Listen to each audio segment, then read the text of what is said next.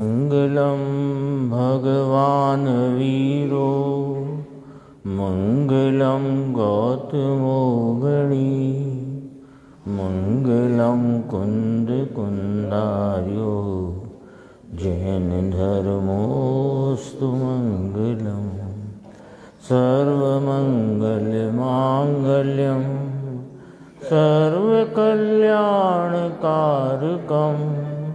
प्रधानं सर्वधर्माणां जैनं जयतु शासनं सहजानंद चैतन्य प्रकाशाय महीयसे नमो अनेकांत विश्रांति महिमने परमात्मने। आचार्य कुंद देव द्वारा रचित पंचास्तिकाय संग्रह नाम का ग्रंथ और इसमें पुद्गलास्तिकाय का वर्णन चलता है। इसमें परमाणु की व्याख्या करते हुए 78 नंबर की गाथा, जिसमें आचार्य देव कहते हैं कि जगत में जितने पुद्गल परमाणु हैं वे सब एक ही जाति के हैं, उनमें कोई भिन्न भिन्न जातिपना नहीं है। तो उसी की चर्चा चल रही है। पेज नंबर 95 है इसमें हिंदी में, कि उन भगवान के ज्ञान में परमाणु का स्वरूप क्या आया वह बताते हैं। कितने ही लोग पृथ्वी, वाणी, अग्नि के परमाणु को भिन्न भिन्न प्रकार का कहते हैं कि पृथ्वी के परमाणु अलग प्रकार के हैं, वाणी के परमाणु अलग प्रकार के हैं, अग्नि के परमाणु अलग प्रकार के हैं। जैसे ही ऐसे अपने भी ऐसा कहने में आता है कि ये भाषा वर्गणा के परमाणु, आहार वर्गणा के परमाणु, कार्माण वर्गणा के परमाणु, वो तो उन वर्गणाओं की पर्याय रूपता है, उस पर्याय को बताते हुए पुद्गल कहना है। इसलिए ऐसा कथन किया जाता है कि कार्माण वर्गणा के परमाणु, आहार वर्गणा के परमाणु, है ना, अथवा वो तेजस वर्गणा या भाषा वर्गणा के परमाणु, ये तो वो भाषा के वर्गणा रूप जो स्कंद पर्याय है, आहार वर्गणा के रूप जो स्कंद पर्याय है, उस पर्याय को सूचित करना है कि ये पुद्गल की पर्याय है। ये बताने के लिए ऐसा कथन किया जाता है कि भाषा वर्गणा के परमाणु। इससे यह नहीं समझना चाहिए कि परमाणु अलग अलग जाति के हैं। जो भाषा वर्गणा के परमाणु हैं, कदाचित अगले समय में वे ही आहार वर्गणा रूप परिणमित हो जाएं, होते ही हैं। तो कहते हैं कि वह बात सत्य नहीं है कि पृथ्वी, वाणी, अग्नि के परमाणु भिन्न भिन्न प्रकार के हैं। जिस प्रकार, अब देखो दृष्टांत, जिस प्रकार निगोद से लेकर सिद्ध तक के जीव एक ही प्रकार के हैं, जाति में कोई अंतर नहीं है, परंतु पर्याय में अंतर है। जीव का दृष्टांत लिया है कि जैसे निगोद से लेकर सिद्ध तक के जीव सब एक ही प्रकार के हैं, जाति से एक प्रकार, स्वरूप से, शक्ति से एक ही प्रकार के हैं, पर्याय में अंतर है।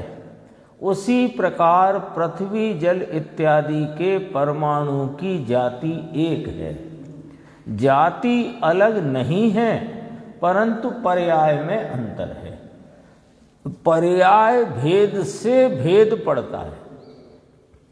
पृथ्वी के परमाणु में 4 गुणों की पर्याय की मुख्यता है, स्पर्श, रस, गंध, वर्ण। जल में गंध की गौणता है, दूसरे 3 गुणों की मुख्यता है। अग्नि में गंध और रस की गौणता है, वर्ण स्पर्श की मुख्यता है ना, स्पर्श और वर्ण की मुख्यता है। वायु में 3 गुणों की गौणता है और स्पर्श गुण की मुख्यता है। ये पर्याय हैं और इन पर्यायों में जो जो परमाणु परिणम रहे हैं वे सब एक जाति के हैं। उनके परिणमन में स्पर्श, रस, गंध, वर्ण आदि जो उसके मुख्य गुण हैं, उन गुणों की व्यक्तता में फर्क पड़ता है। जैसे अभी कहा कि वायु में स्पर्श गुण की मुख्यता है व्यक्तता में, और रस गंध वर्ण आदि जो अन्य गुण हैं उनकी व्यक्तता तो है पर अत्यंत गौण है। अथवा ये कहें कि इंद्रिय ज्ञान छद्मस्त के ज्ञान में आने योग्य नहीं है तो सही।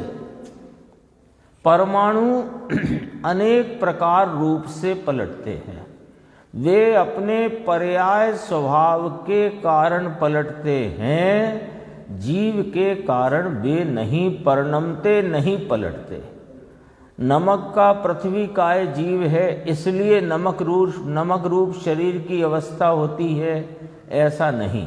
मैंने कहा था ना पहले कि कोई मानता है कि शरीर में हड्डियाँ नमक आदि है, वो पृथ्वी का एक पुद्गल है, और लहू रक्त आदि है वो जल कायक है, जठर है अग्नि कायक है, श्वास है वो वायु कायक है, ऐसा नहीं है। पानी का जीव अंदर है इसलिए पानी रूप शरीर होता है, ऐसा नहीं। अग्नि का जीव अंदर है इसलिए उष्ण रूप शरीर हुआ है, ऐसा नहीं। वे तो जो परमाणु इस शरीर स्कंद रूप से परिणमित हैं उनके ही उस प्रकार के परिणमन की वहाँ पर योग्यता है, और वे उस प्रकार से परिणमित हुए हैं।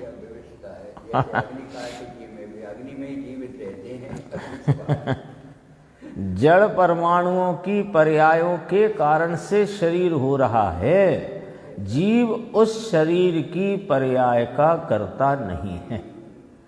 दूसरे शास्त्र में ऐसा कथन आता है, यानी सिद्धांत शास्त्रों में या कर्म सिद्धांत के शास्त्रों में, कि शुभ भाव के कारण द्रव्य कर्म बंधते हैं और द्रव्य कर्म के कारण शरीर मिलता है। यह कथन निमित्त का है। शरीर के कारण से मिलता है तो कर्म को निमित्त कहा जाता है। अब ये प्रकरण आ गया यहाँ पर कि कर्म सिद्धांत के जो ग्रंथ हैं वे उसमें कहा कि जीव के शुभ भाव अशुभ भाव के कारण द्रव्य कर्म रूप बंध होता है, और द्रव्य कर्म के कारण से, है ना, नाम कर्म के कारण शरीर की रचना होती है, ऐसा कथन आता है ना। जीव के जैसे शुभ अशुभ भाव हुए कषाय के, तो वैसा कर्म का बंध हुआ। शरीर के संबंध में बात करें तो ऐसा नाम कर्म का बंध पड़ा, और उस नाम कर्म के कारण से शरीर की उस प्रकार की रचना हुई, काला गोरा लंबा मोटा, है ना, या त्रिअंश या मनुष्य या देव या नार की जो भी है। तो ये तो कथन निमित्त का है। शरीर के कारण से मिलता है तो कर्म को निमित्त कहा जाता है। यानी अपन कहें कि सैनिक ने नरकायु बांधी और उसे नरक का शरीर मिला, तो कहा नहीं, शरीर के कारण से मिला, और आयु बांधी, आयु वो कर्म के कारण से बंधा, और उस समय उनका परिणाम उनके कारण से हुआ।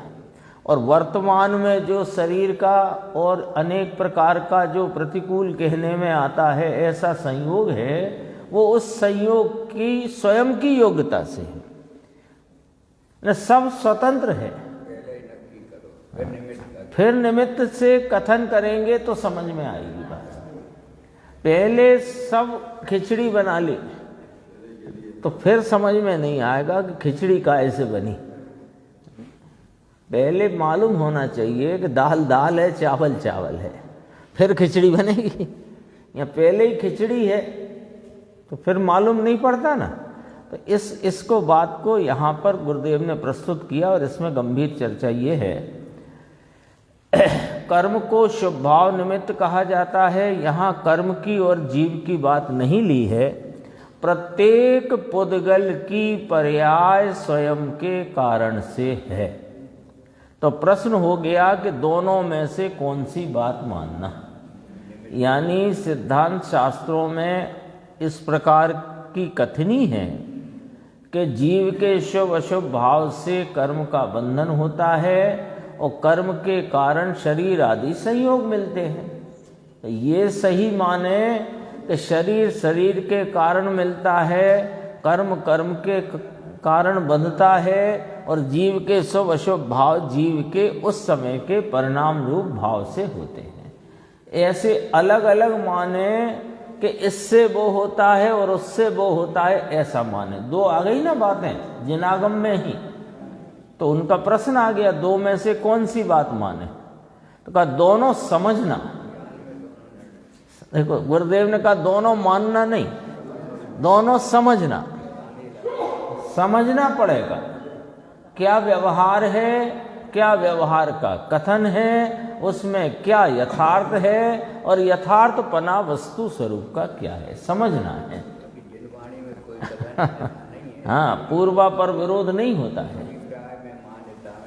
वो तो उसको जहाँ निमित्त का कथन है उसको निमित्त के कथन को यह समझना ये व्यवहार का कथन है। यहाँ निमित्त के द्वारा निमित्त का और नैमित्तिक का ज्ञान कराया है और इस निमित्त नैमित्तिक के ज्ञान करा के परमार्थ बताया है।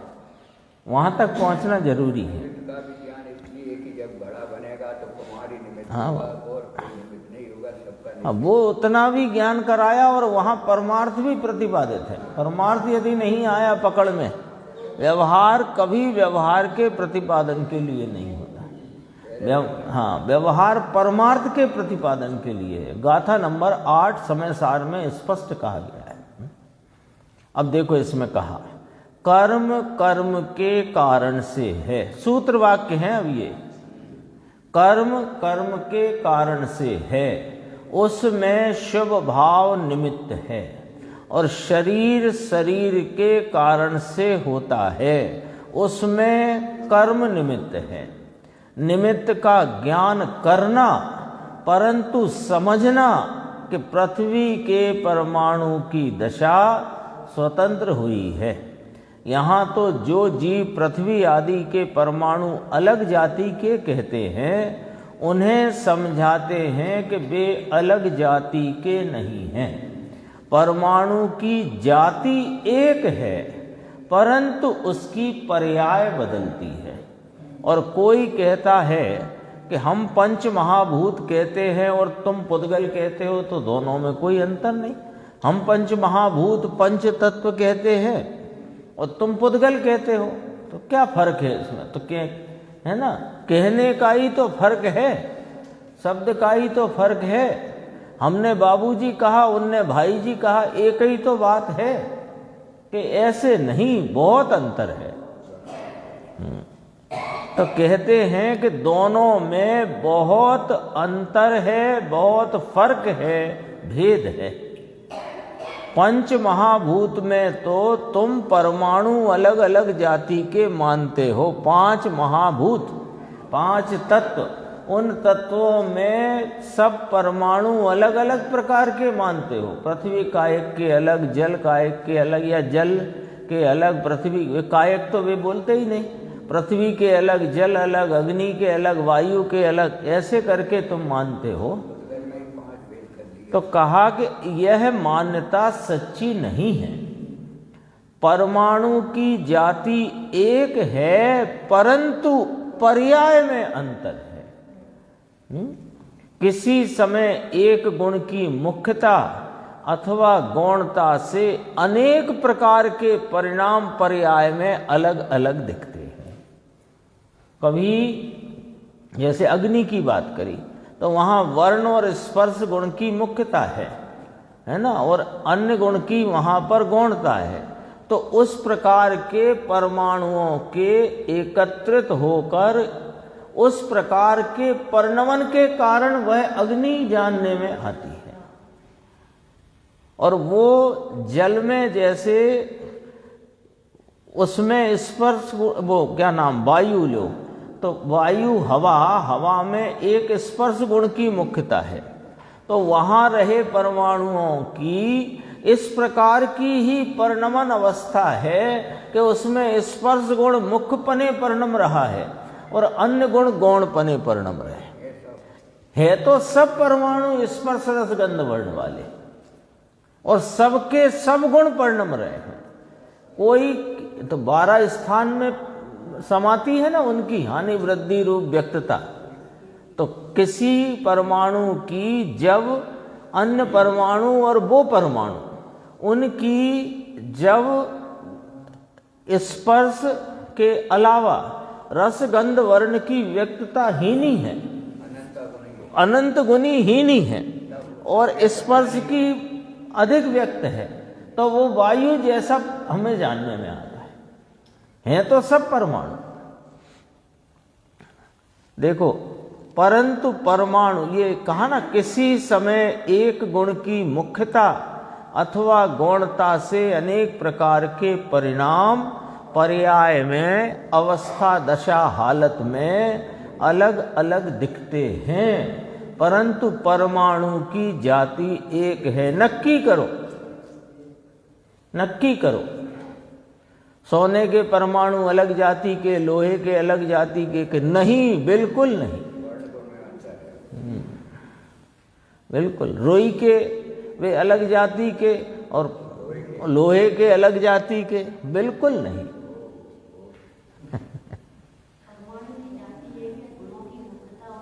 गुणों के परिणमन में पड़ती हुई जो हीना दिखता है उससे उन परमाणुओं का समूह और वे सब परमाणु एक साथ इस प्रकार परिणम रहे हैं कि वहां पर वो स्कंद पर्याय हमें रुई, लोहा, सोना, चांदी, अग्नि, वायु, पृथ्वी, इस प्रकार जल, इस प्रकार ज्ञात होती है।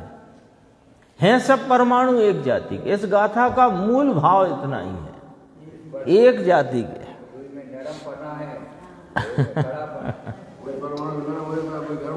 हाँ, और एक समय में अनंत गुणी मिठास बढ़ जाए और एक समय में पलट करके अनंत गुणी कड़वा सा जाए।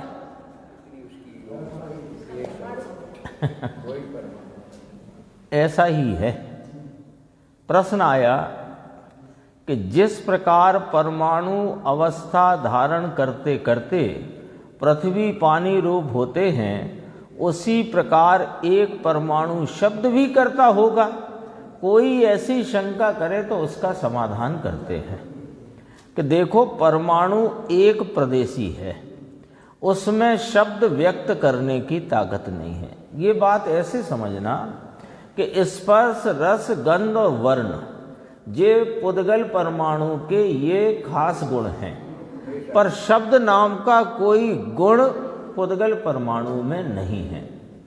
यदि एक प्रदेशी परमाणु में यदि शब्द नाम का गुण होता तो उसकी पर्याय शब्द रूप अवश्य होती, लेकिन उसमें गुण ही नहीं है शब्द रूप, शब्द नाम का या शब्द करने का गुण ही नहीं है। लेकिन स्पर्श रस गंध वर्ण रूप परिणमने का गुण है, तो प्रत्येक परमाणु चाहे छुट्टा रहे और चाहे स्कंदों में रहे, वह अपने प्रति समय स्पर्श रस गंध वर्ण से स्वयं परिणमता है। तो फिर ये शब्द कहाँ से आ जाता है कि शब्द तो अगली गाथा आएगी कि यह शब्द तो उस स्कंद की घर्षण आदि पर्याय से उत्पन्न होता हुआ ऐसा परिणाम है जो हमें कर्ण इंद्रिय के अवलंबन से ज्ञान में शब्द रूप से ज्ञात होता है।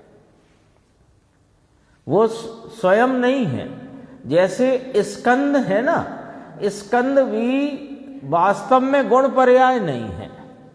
स्कंद को पर्याय कहते हैं ना, वो समान जाति द्रव्य पर्याय है।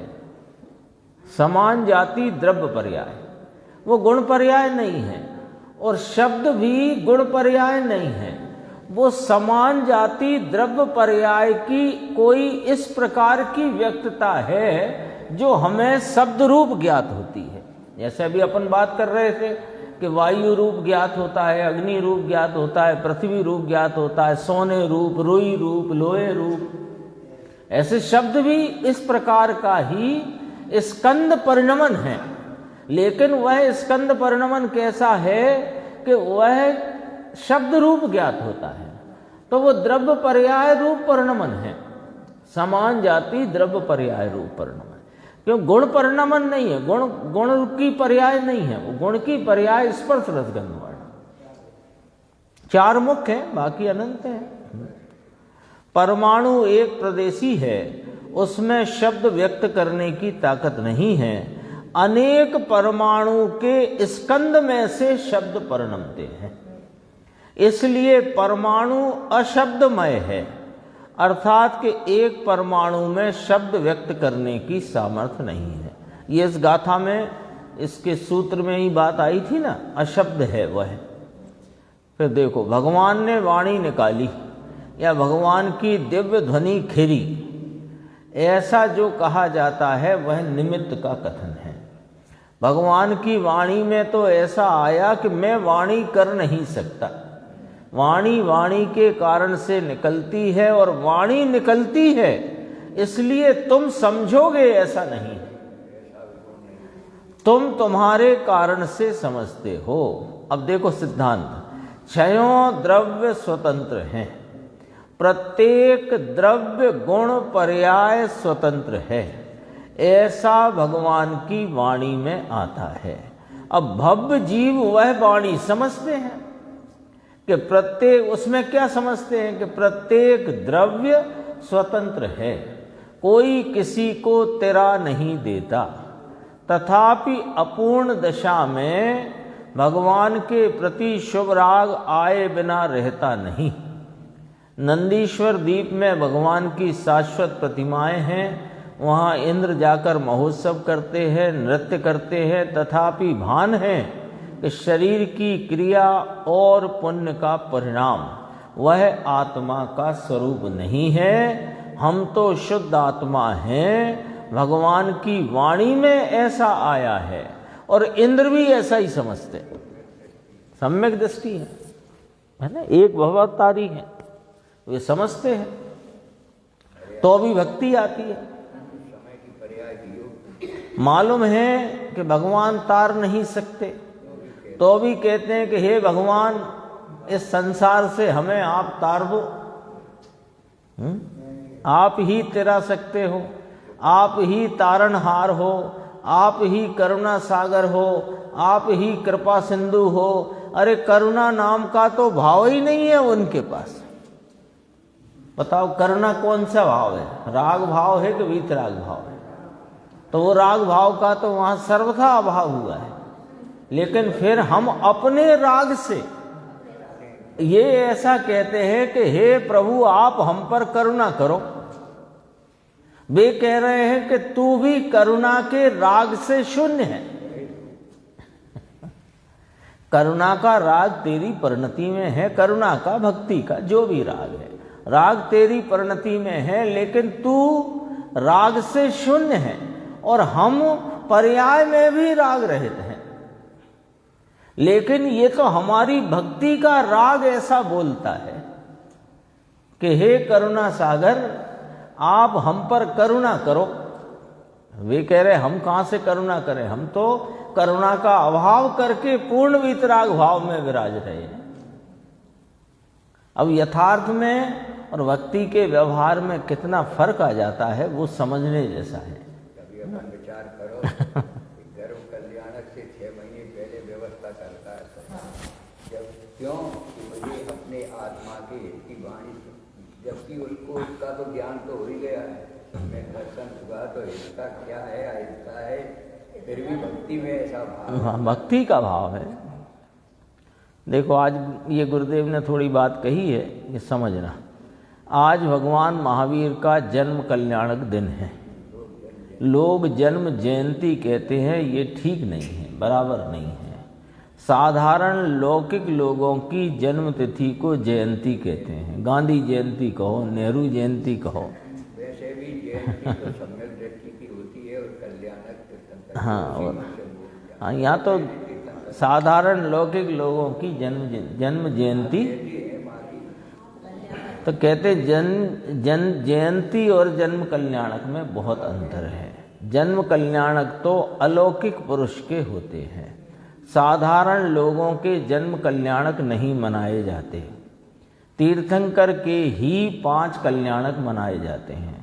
14 पूर्व में कल्याणवाद नाम का 11वां पूर्व है, उसमें भगवान के गर्व आदि कल्याणक का वर्णन आता है। तीर्थंकर भगवान जन्म से 3 ज्ञान लेकर अवतरित होते हैं। आत्मा का भान है और मुनिपना लेकर केवल ज्ञान प्राप्त करेंगे, तब दिव्य ध्वनि खिरेगी। वे भगवान पवित्रता में और पुण्य में पूरे हैं और उनकी अलौकिक वाणी निकलेगी। इंद्र को भान है कि इन भगवान का जन्म हुआ है और भगवान पूर्ण दशा को प्राप्त करेंगे, तब सहज वाणी खिरेगी और उस वाणी में ऐसा आएगा, पहले ही मालूम है इंद्र को कि तेरी प्रभुता से तू मोक्ष प्राप्त करेगा।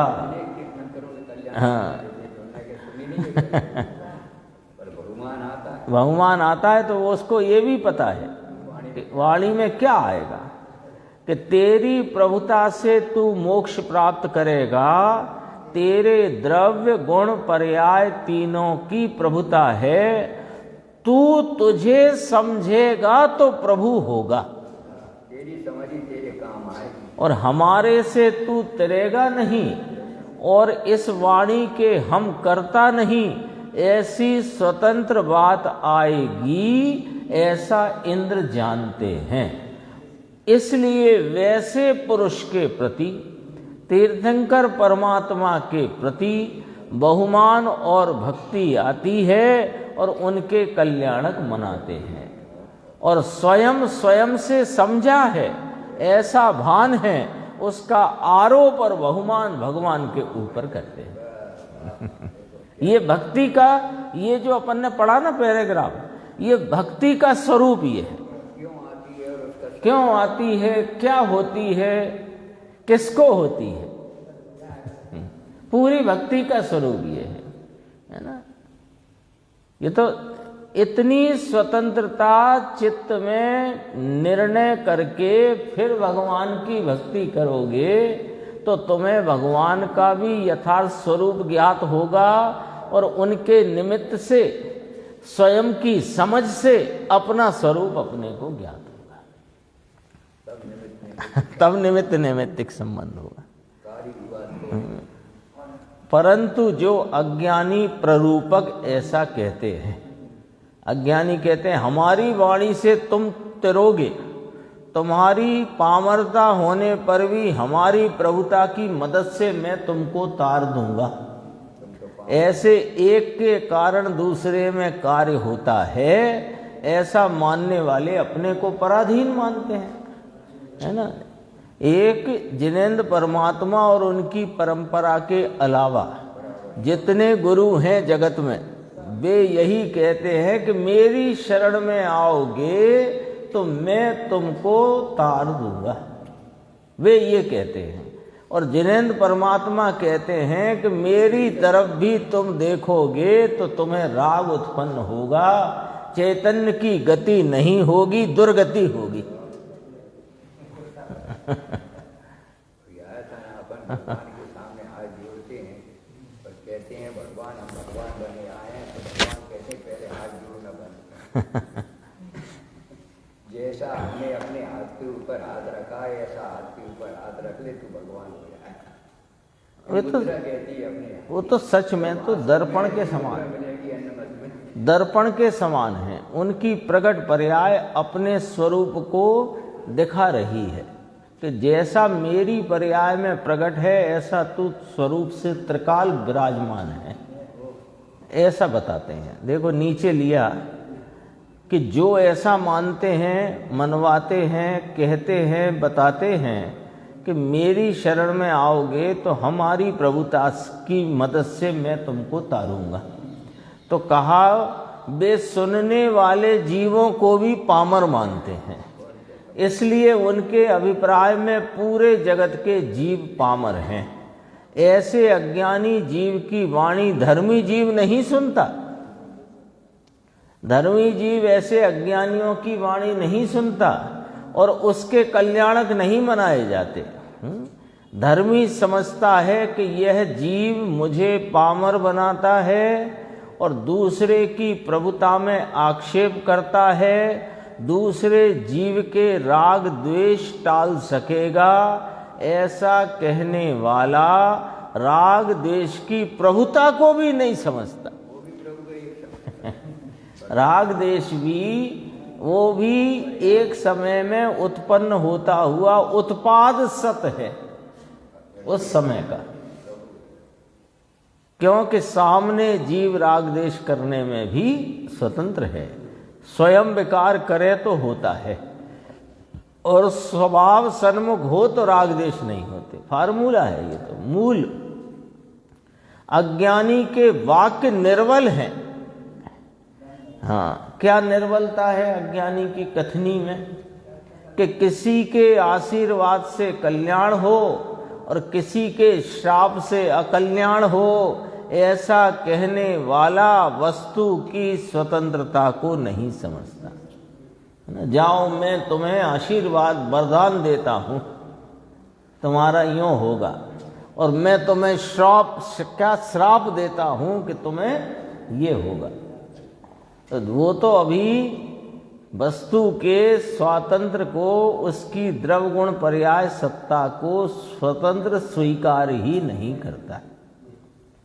किसी के आशीर्वाद से कल्याण हो, किसी के श्राप से अकल्याण हो, ऐसा कहने वाला वस्तु की स्वतंत्रता को नहीं समझता। जो तत्व को पराधीन मानता है उसका ज्ञान दोष वाला है और राग वाला है। जो तत्व को स्वाधीन मानता है उसका ज्ञान निर्दोषता वाला है और वीतरागता सहित है। निर्दोषता और वीतरागता पूज्य हो सकती है, दोष और राग पूज्य नहीं होते। ज्ञानी को अपने स्वभाव का भान है, वह स्वतंत्रता समझता है, इसलिए निश्चय से अपने निर्दोष सर्वज्ञ वीतराग जिनेंद्र भगवान को पूजता है ना। भगवान को भगवान मानकर उनके प्रति बहुमान, ये भेद भक्ति है। और अपने स्वरूप को भगवान जानकर उसमें लीन होना अभेद भक्ति है। अब जिसको अभेद भक्ति है उसको ही भेद भक्ति है, अन्यथा तो उसकी भक्ति भक्ति भास है। भगवान के स्वरूप को समझकर यदि उनको नमस्कार करे तो शुभ। क्योंकि भगवान का स्वरूप जो समझे वो अपना न समझे, ऐसा हो नहीं सकता। और जो कहे कि मैं भगवान का स्वरूप तो जानता हूं, अपना नहीं जानता, तो तुम भगवान के स्वरूप को भी नहीं जानते। अपना स्वरूप जानना निश्चय, भगवान का स्वरूप जानना, ये व्यवहार तब लागू। देखो, एक पॉइंट ये आया है श्रीमद् राजचंद्र का, ये भी समझना जरा। उसमें आता है ना अपने, उसमें निर्दोष सुख निर्दोष आनंद लो जहां भी प्राप्त हो, वह दिव्य अंतः तत्व जिससे बंधनों से मुक्त हो। लो चाहे जहां से, अर्थात पर में से लेने का नहीं है ना। इसका अर्थ ये नहीं निकालना कि जहां भी प्राप्त हो, जहां मिल जाए वहीं चले जाओ, ऐसा है नहीं। आदि मत थे, बाकी लोगों को समझ लो कि समझाने के लिए कि यदि दिगंबर से मिलता दिगंबर में, तो ये नहीं है कि जहाँ से मिल जाए चाहे। इसका अर्थ ये नहीं है लो चाहे जहाँ से, ऐसा नहीं है। पर में से लेने का नहीं, परंतु अपने शुद्ध स्वभाव में से लेने को कहते हैं। यानी जहाँ भी प्राप्त हो, तो कहाँ प्राप्त होगा? निर्दोष सुख और निर्दोष आनंद, इस निर्दोष स्वरूप से। दरिया है ये सुख का, आनंद का दरिया है। ये निर्दोष सुख स्वरूप है, निर्दोष आनंद स्वरूप है। यहाँ से प्राप्त करो, तो कहा जहाँ भी प्राप्त हो, माने यहाँ ही प्राप्त होएगा, ये इसका अर्थ है। स्वयं चिदानंद आत्मा है, ऐसा भान करे तो पर्याय में से परतंत्रता का नाश होकर स्वतंत्रता प्रकट होती है। और निर्दोष सुख और निर्दोष आनंद प्रकट होता है। अपने अपराध के कारण से पर्याय में जंजीरों से बंधता है। ऐसा भान करे तो अपना अपराध है, ऐसा भान करे कर्मों ने बांधा है, ऐसा यदि भान करेगा तो स्वयं को सदैव पराधीन ही मानेगा जानेगा। तो यह मेरे अपराध से मैं बंधा हूं, ऐसा भान करे वो अपराध से मुक्त होकर उस बंध भाव से भी मुक्त हो जाता है। ऐसी चर्चा यहाँ है। थोड़ा आगे अपन देखते हैं। देखो,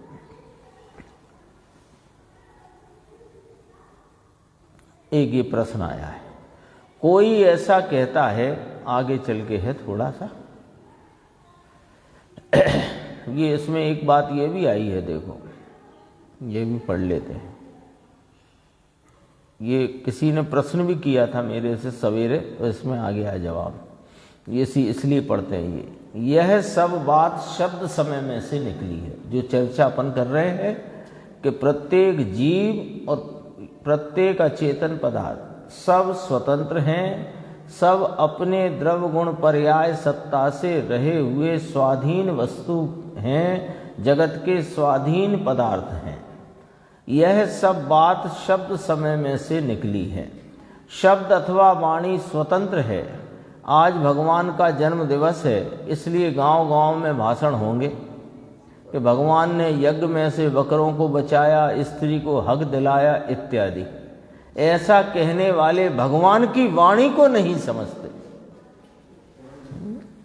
आते हैं ना, कितने दुर्भाग्य की बात थी आज से पहले कि अजैनों को बुलाया जाता था महावीर भगवान के जन्म के वो उस पे उत्सव पे वे बोलने आते थे यहाँ अपने जैन समाज में।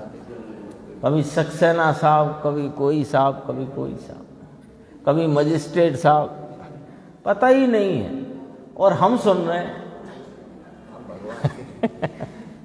हम भगवान के वंशज, भगवान के कुल के, भगवान की बात को प्रतिदिन सुनने समझने वाले। यही तो था कि स्वाध्याय नहीं था, समझ अब उनने क्या माना है, पूरा जगत क्या मानता है कि जैन धर्म दया के पर आधारित है, अहिंसा पर आधारित है।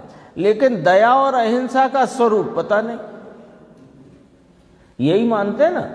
आप किसी से पूछो, अंग्रेज से जाके पूछो तो वो भी यही बता देगा कि अहिंसा और दया दो बातों का।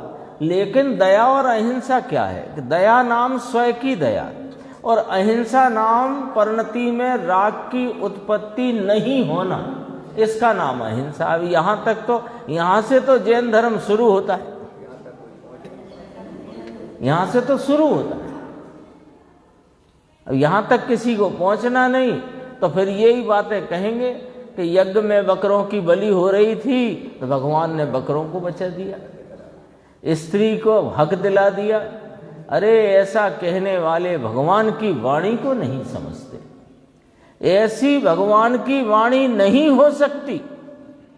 जो कहते ना जियो और जीने दो, अपने यहाँ भी चलता था पहले नारा, भगवान का शुभ संदेश जियो और जीने दो। है ना, क्रिश्चियनों का ले आए और भगवान महावीर के नाम से यहाँ जीने दो। क्या जीते हैं सब अपने जीवत्व से, चैतन्य प्राण से।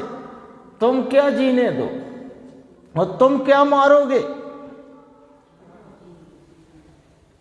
ये तो सब स्वाध्याय के अभाव में वस्तु तत्व का पता नहीं। और दरअसल में एक बात और भी है कि ये बातें जो हैं, ये बातें अच्छी लगती हैं, है ना। तो बोलने वाला भी सोचता है कि सभा खुश होगी और सभा को मजा आता है इन सब बातों के सुनने। मूल तत्व की बात आती है तो उसे फिर तकलीफ माने नींद आती है या मन नहीं लगता, रुचि नहीं बैठती।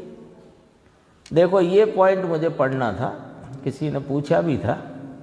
स्त्री को साधु पद नहीं होता है। स्त्री और पुरुष का आत्मा समान होने पर भी पर्याय में अंतर है। उन्होंने पूछा था कि स्त्री को मोक्ष क्यों नहीं हो सकता, ऐसा पूछा था। तो जिनसे पूछा था उनने जवाब दिया कि आगम में ऐसा ही उल्लेख है कि स्त्री को मोक्ष नहीं है। तो उनका फिर प्रश्न था कि आगम में ऐसा उल्लेख क्यों, हमें तो कारण बताओ। तो कारण उसका ये है जो गुरुदेव ने यहाँ पर खोल दिया है कि स्त्री पर्याय में रहे जीव को दो कषाय चौकड़ी से अधिक वीतरागता का परिणमन हो ही नहीं सकता। उस पर्यायगत योग्यता में दो कषाय चौकड़ी से अधिक, दो कषाय चौकड़ी की अभाव रूपता से अधिक वीतरागता का परिणमन नहीं हो सकता। तो ठीक है, देव तो भगवान के शरण में भी जाते हैं, सब कुछ जानते हुए भी उनके तो सिर्फ एक चौकड़ी गई। हाँ, उनकी पर्यायगत योग्यता ऐसी है कि वे एक कषाय चौकड़ी के अभाव से ज्यादा वीतरागता उनकी परिणति में नहीं हो सकती। एक भव अवतारी हो, यहाँ से भावलिंग में चारित्र पूर्ण नहीं होने से गए हों तो भी वे ही जाते हैं सर्वहास सिद्धि। तो क्यों नहीं हो सकता स्त्री को मोक्ष पद? मोक्ष पद इसलिए नहीं हो सकता कि पूर्ण वीतरागता नहीं हो सकती। अब उसको सिलसिले से समझो कि मोक्ष किसे कहते हैं, कि पूर्ण वीतरागता को मोक्ष कहते हैं। अब पूर्ण वीतरागता तब हो कि जब वीतरागता बढ़े, तो स्त्री पर्याय की पर्यायगत योग्यता ही ऐसी है कि दो कषाय चौकड़ी के अभाव रूपता से अधिक वीतरागता का परिणमन उस जीव को की योग्यता ही नहीं है। अब जब दो कषाय की अभाव रूपता वाली वीतरागता से अधिक वीतरागता हो ही नहीं सकती, तो पूर्ण वीतरागता कैसे होगी? यहाँ ये वाला अर्थ मत लगाना कि वे मुनि नहीं हो सकते। मुनि क्यों नहीं हो सकते? क्योंकि तीन कषाय चौकड़ी की अभाव रूपता नहीं हो सकती, ये लगाना है। बाहर से बाहर के अर्थ नहीं लगाना, यहाँ से अंदर से आना चाहिए, तब उसका न्याय सही खिल करके सामने आता है। उस जीव की ऐसी योग्यता ही नहीं है, त्रियंच की ऐसी योग्यता नहीं है। त्रियंच दो कषाय चौकड़ी की अभाव रूपता तक के वीतराग परिणमन तक आ सकता है, इससे अधिक नहीं आ सकता है। नरक में एक कषाय चौकड़ी के अभाव से ज्यादा नहीं हो सकता। देव में एक कषाय चौकड़ी के अभाव से ज्यादा वीतरागता नहीं हो सकती। स्त्री पर्याय में नहीं हो सकती। और मोक्ष तो पूर्ण वीतराग भाव को कहते हैं। अपने तो परमाणु प्रकाश में चल रही ना चर्चा, मोक्ष किसे कहते हैं। अब पूर्ण वीतरागता कहाँ से होगी जब बढ़ ही नहीं रही? तो योग्यता ही नहीं है। तो स्त्री को मोक्ष क्यों नहीं है? आ गई अब बात समझ में कि पूर्ण वीतरागता के लिए अब कोई ऐसा कहे, वो निमित्त से कथन है, गलत नहीं है, लेकिन निमित्त का कथन है, वास्तविक व्याप्ति नहीं है। क्या वो स्त्री पर्याय में मुनिपना नहीं हो सकता? ये कोई बात ही नहीं है, वो बात निमित्त से कथन है। असल बात तो ये है कि उसकी पर्याय में पर्यायगत योग्यता से उस जीव को जो स्त्री पर्याय में है उसको दो कषाय चौकड़ी की अभाव रूप वाली वीतरागता से अधिक वीतरागता नहीं हो सकती। ये सिद्धांत लगाओगे तो देवों में अनुगत क्यों धारण नहीं कर सकते? वो तो हो सकता है स्थिति तो ऐसी है, पर पर्याय में उस जाति की कषाय के अभाव करने लायक। हाँ, उसमें क्या है? तुम यहाँ एक उपवास करते हुए तो हजारों वर्ष का करते हैं, 30,000 हजारों वर्ष का उपवास होता है, और वो भी कंठ में अमृत झरता है, मुंह भी नहीं चलाना पड़ता। झूठे नहीं होता।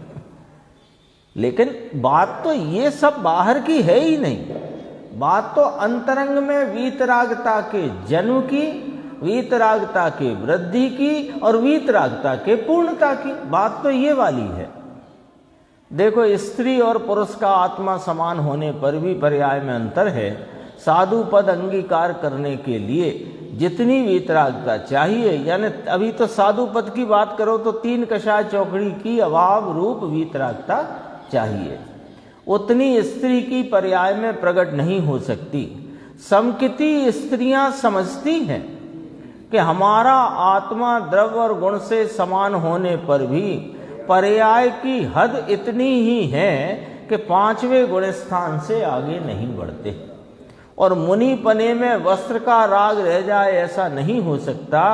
मुनि पने में वस्त्र के प्रति राग नहीं होता। क्यों नहीं होता? कि 3 कषाय चौकड़ी का वहाँ अभाव होता है।